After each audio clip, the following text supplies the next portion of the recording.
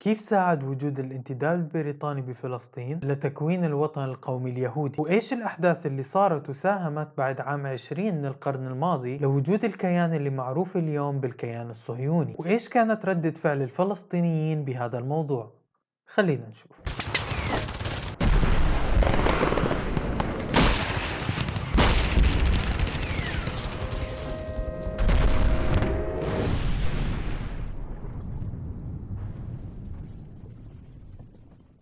السلام عليكم، معكم لؤي السوقي وأهلا وسهلا فيكم فيديو جديد والجزء الثاني من نشأة القضية الفلسطينية. في الجزء الأول حكينا عن تكوين الحركة الصهيونية والأحداث اللي سهلت على بريطانيا فرض الانتداب بفلسطين. فإذا ما شفت الفيديو راح يطلع لك بالبطاقة فوق، شوفه وارجع كمل الفيديو. بعام 1920 بلش الانتداب البريطاني على فلسطين وشرق الأردن، وتعين هربرت سيمويل كمندوب سامي للمنطقة، واللي بأول يوم أقر اللغة العبرية كلغة رئيسية مع العربية والإنجليزية بفلسطين.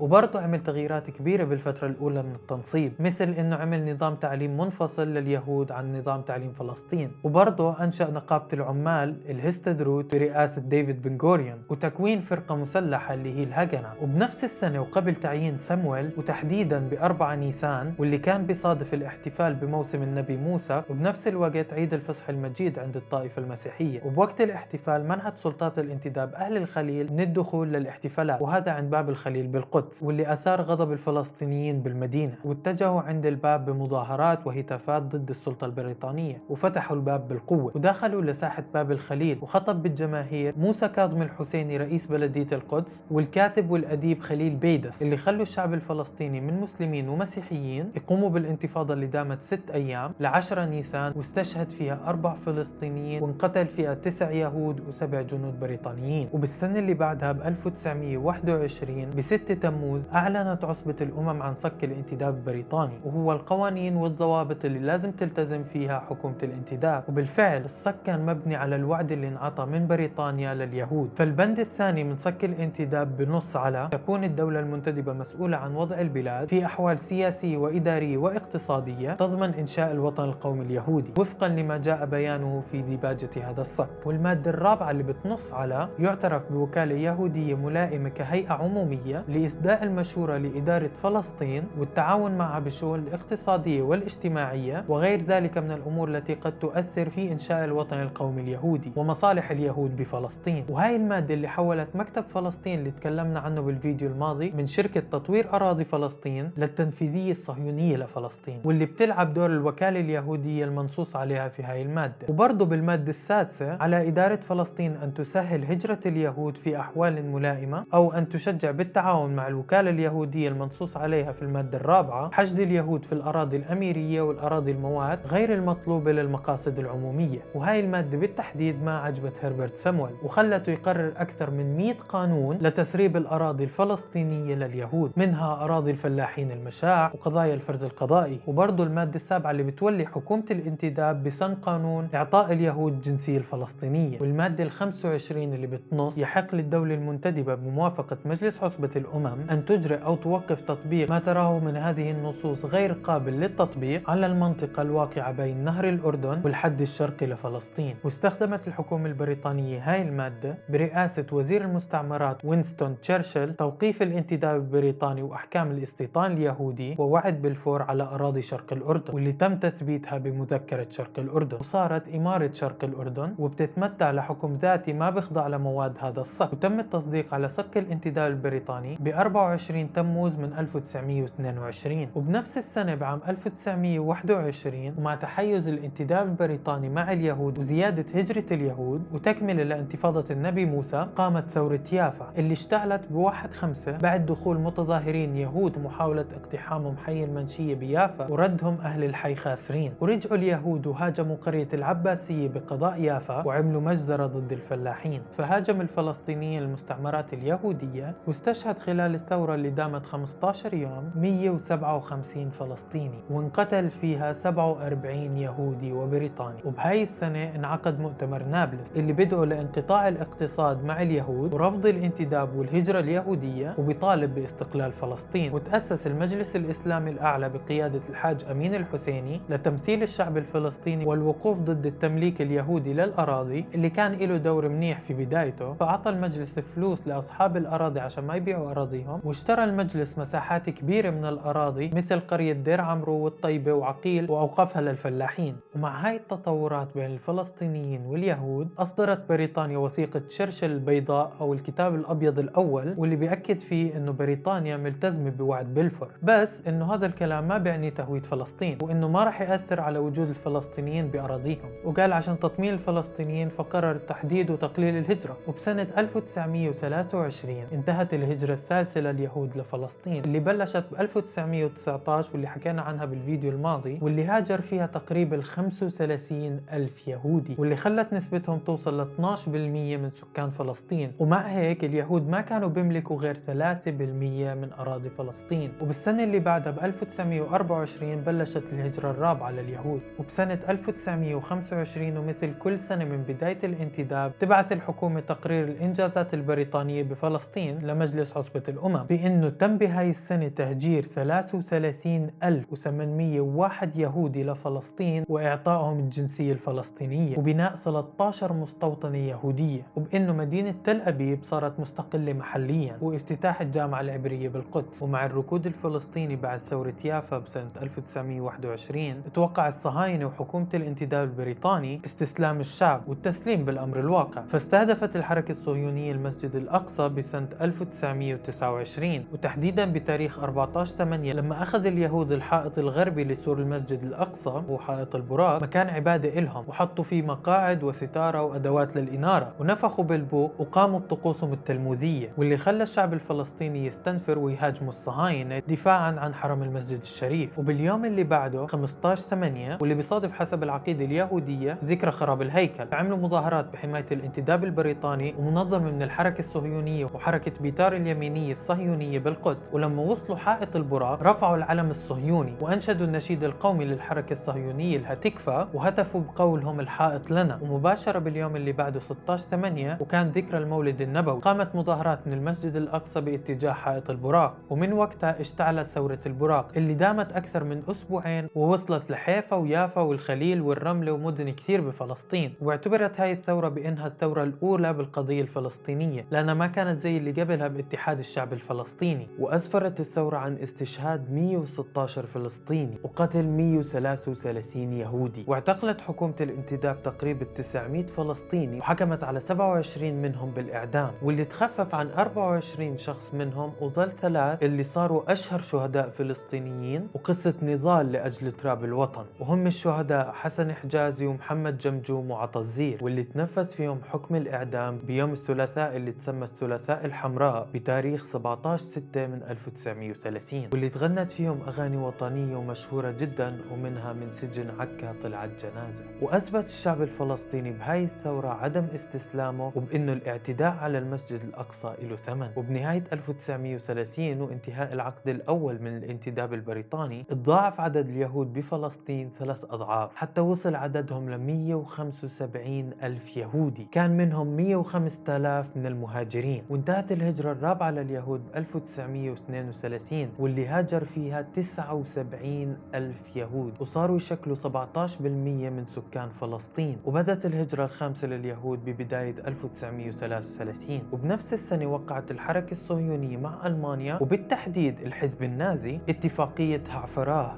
اللي بتعني النقل أو التحويل باللغة العبرية، واللي كانت بتعزز الهجرة اليهودية من ألمانيا وبتسمح بنقل رؤوس أموال اليهود المهاجرين من ألمانيا لفلسطين، واللي كملت باتفاقيات تهجير اليهود الألمان مباشرة لفلسطين بعام 1938. ومع وعي الفلسطينيين بقوتهم وتأثيرهم بثورة البراق ويأس الحركة الوطنية اللي كانت بتمثل الشعب الفلسطيني بالمؤتمرات بالداخل وبالخارج في لندن من مواقف الانتداب ضد الفلسطينيين، فبدأت بالتخطيط لسلسلة مظاهرات ومنع دفع الضرائب. وكانت المظاهرة الأولى ب 13 أكتوبر من 1933 وهي مظاهرة القدس الكبرى، واللي شارك فيها كل أعضاء الهيئة التنفيذية اللي إجوا للقدس القدس مع وفود كبيرة من كل أنحاء فلسطين. وترأس المظاهرة موسى كاظم الحسيني، ووصل عدد المتظاهرين ل 30 ألف فلسطيني، وكانت أول مرة بتشارك فيها النساء مع الرجال بالمظاهرات. واشتبك المتظاهرين الفلسطينيين مع قوات البوليس واعتقل الآلاف، وللأسف أنه عدد الضحايا غير معروف. بس الكفاح والإضرابات ما وقفت، واشتعلت المظاهرة الثانية بتاريخ 27 أكتوبر بمدينة يافا، وقامت المظاهرة ب50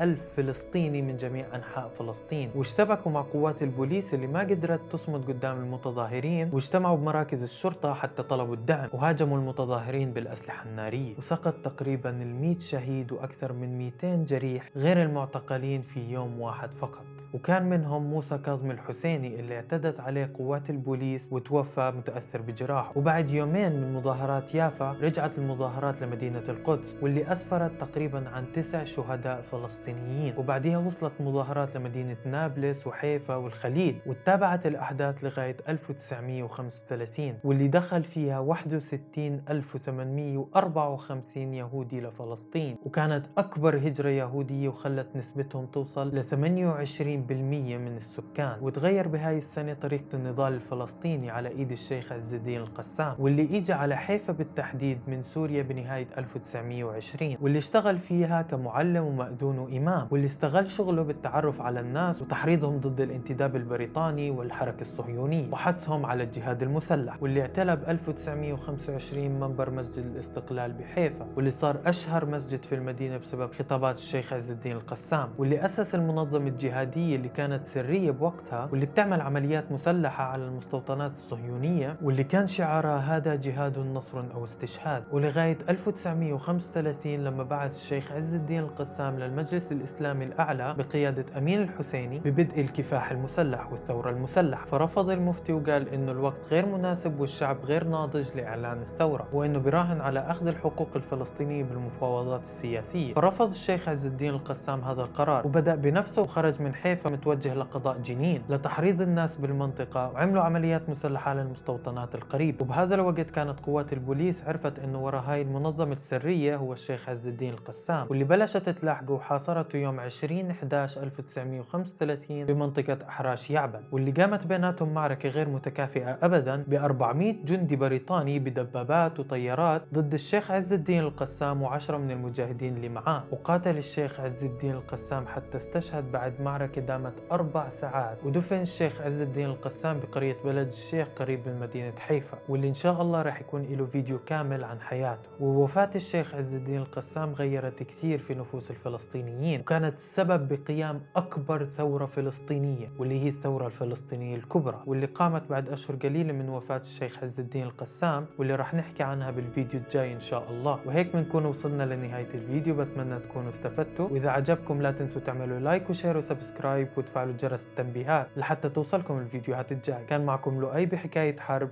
سلام.